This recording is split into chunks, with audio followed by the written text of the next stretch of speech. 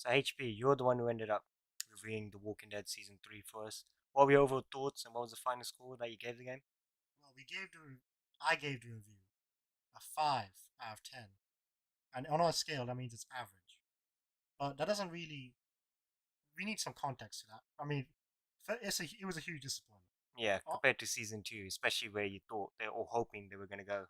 yeah, after the endings, you thought you were very it was interesting. Like how they gonna do season 3 after all the endings where you end up at Wellington, you could end up alone, you could end up with Jane. Yeah, so there were what, 5 different endings for the end of season 2, I believe? Yeah, I mean it could have been more than that actually. I mean it was a lot. There were a lot of endings. Yeah, so for me, I ended up, my Clementine ended up being alone with the baby AJ. What ended up happening for you?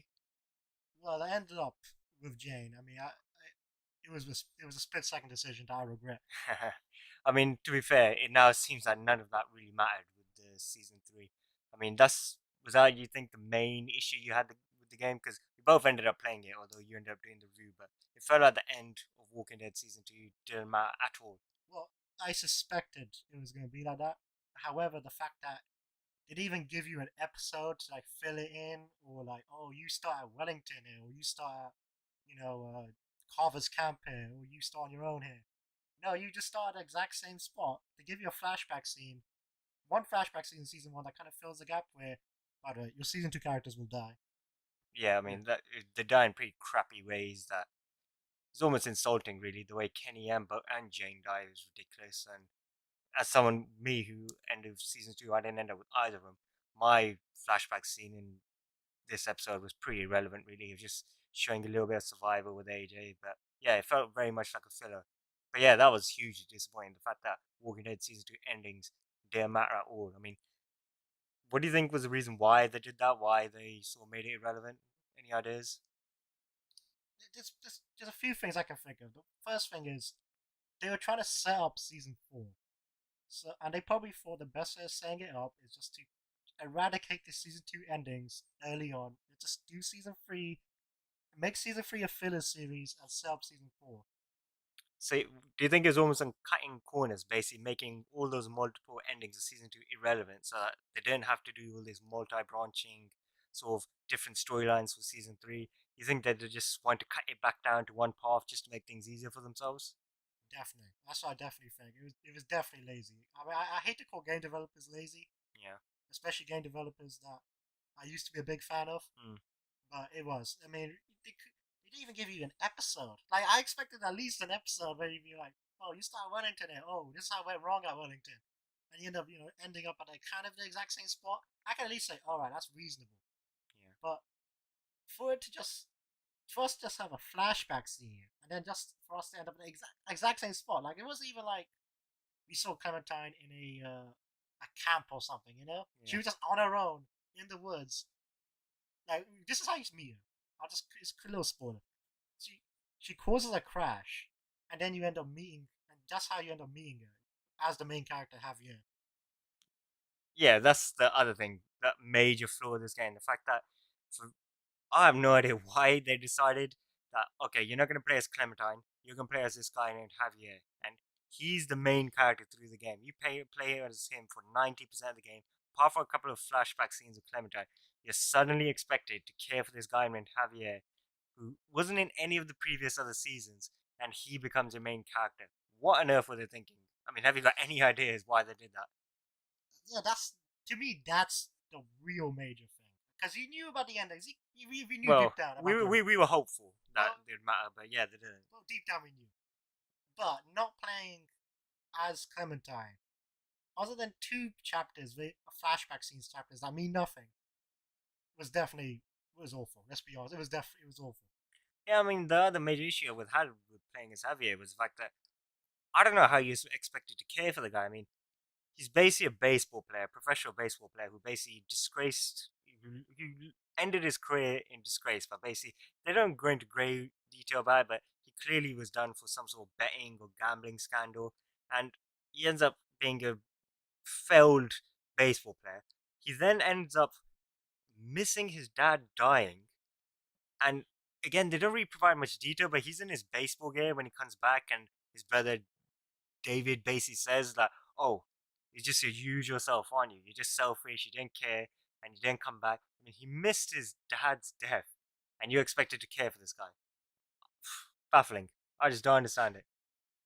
Yeah, he's definitely not the best character to play as, but he's not even like endearing because Lee isn't exact doesn't exactly have a clean background. You know what I True, mean? yeah, yeah, he was out of prison, basically, wasn't he? Yeah, yeah. I mean, he basically killed someone. I mean, Yeah, it wasn't really like they never really told you explicitly that he killed someone, yeah. but He was at you, least suspected of it. yeah, yeah. But it's kind of well known that he basically did kill his wife, or at the very least, the person she was cheating with.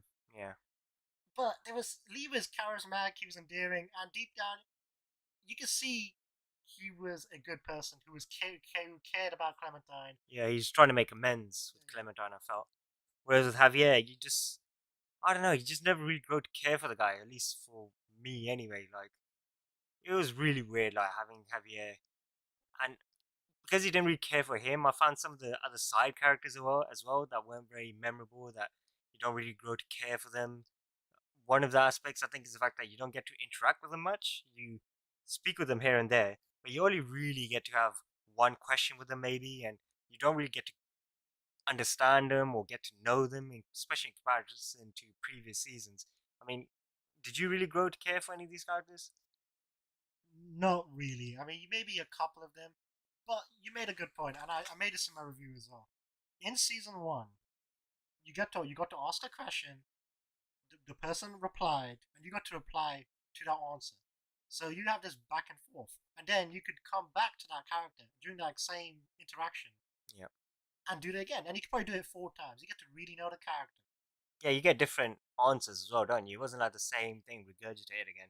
Whereas in this game, it seems like you have fixed question, fixed answer, and then that's about it. And this is really bland answers as well. Like these characters, you just don't really know much about them at all. Their motives or why they are the way they are. Why are some people good, some people bad? I mean, I think the worst side character is probably Trip, right? Oh yeah, definitely. It has to be. Yeah, I mean Trip, like he's like almost like the ultimate punching bag, like just the ultimate nice guy where you can do whatever you want to this guy. In my playthrough, I basically ended up causing the destruction of his colony that he was basically in charge of. I ended up killing one of his friends. I ignored his decisions where, like, he said, "Okay, we'll look for your family, Javier, but wait until the morning and I'll go out with a truck with you." And I just ignored it and went anyway. And at the same time, he's just still very friendly with you. He says, "Oh, we trust you, Javier. You know, you're our leader." He asks you for relationship advice, for God's sake. And this is a guy, Trip, who's known Javier for maybe 2 days by the end of the game, maybe 3 days. I mean, it's just not believable. Yeah, in the game, in my playthrough, you have an ultimatum where you have to pick somebody to die, Yep. right? And in this ultimatum, I pick Trip to die, and of course the other person dies. And afterwards, he saves your life afterwards, literally like a few minutes afterwards, and it doesn't make any sense. And this is after all the stuff you mentioned, Yeah. after basically screwing up his colony and all these things. Basically ruining his life.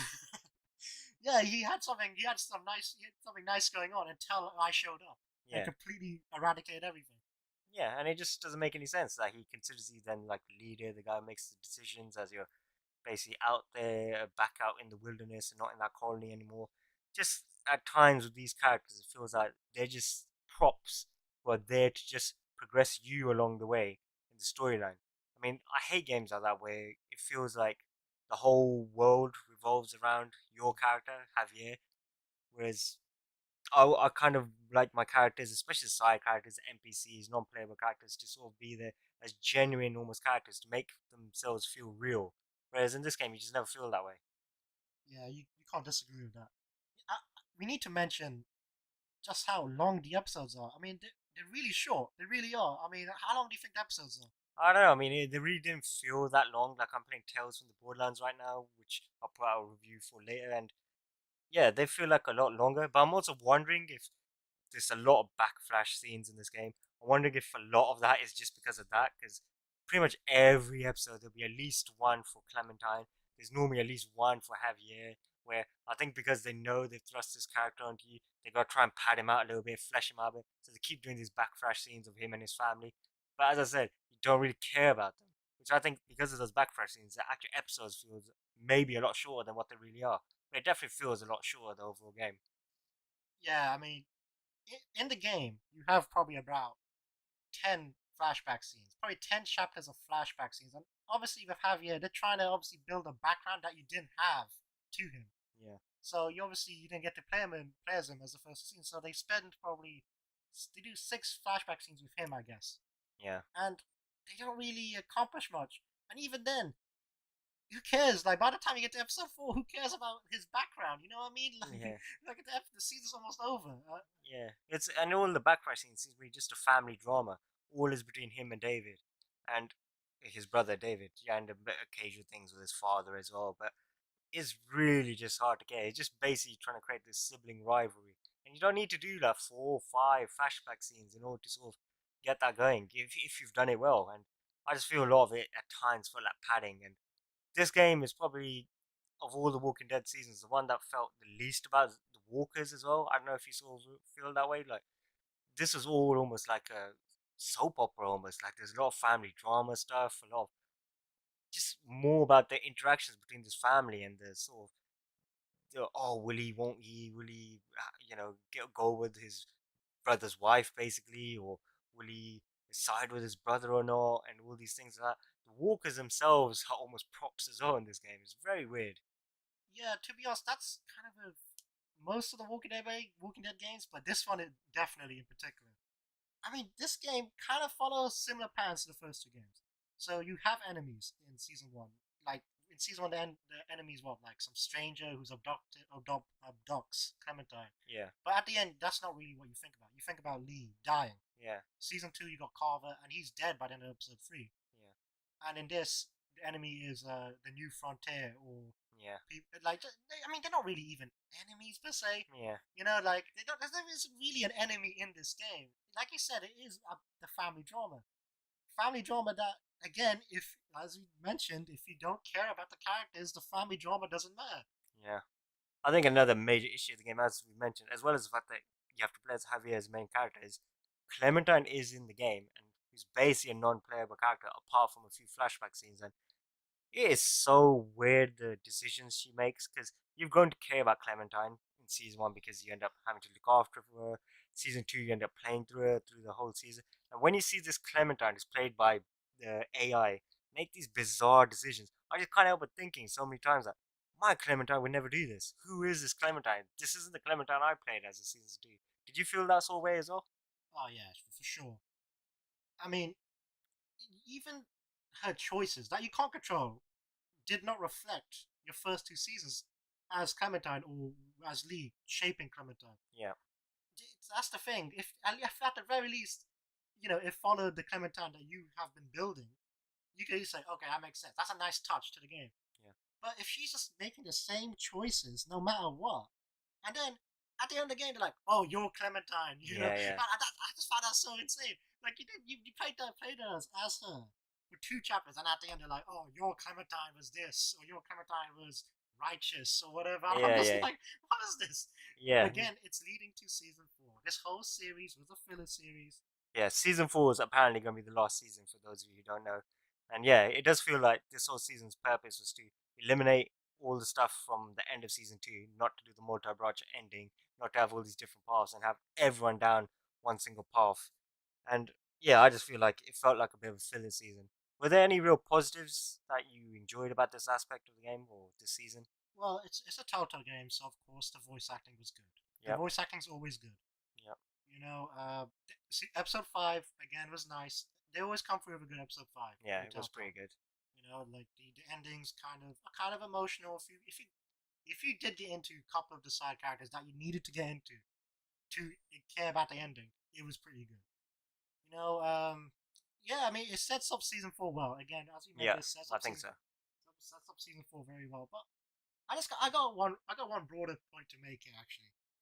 I remember when I got into Walking Dead season 1. I remember they always used to mention like, oh, you saved this character this time, but 2 episodes later he died, and that shows that when it comes down to it, you're powerless, and there's this whole philosophical view Yeah, yeah, that no matter what, you're powerless, yeah. and you're just like, okay, that's cool, but at the very least, like there should be some variation. Like if Mm. every time a character that was going to die previously ends up dying later on, then it's just like it's just like then how come the characters that aren't meant to die don't die? You know what I mean? Like Yeah. then the powerless nature doesn't exist. Like it just doesn't really make any sense.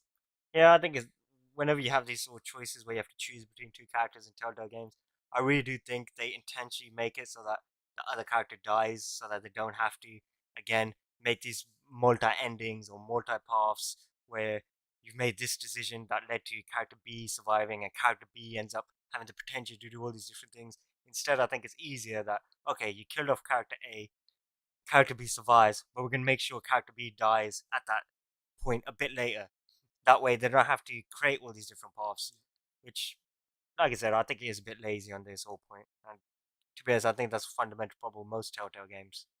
So, after having this discussion, do you still think a 5 out of 10 is the right score?